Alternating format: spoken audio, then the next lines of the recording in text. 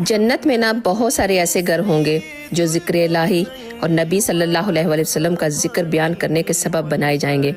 तो लिहाजा कसरत से अल्लाह और उसके रसूल का ज़िक्र किया करें।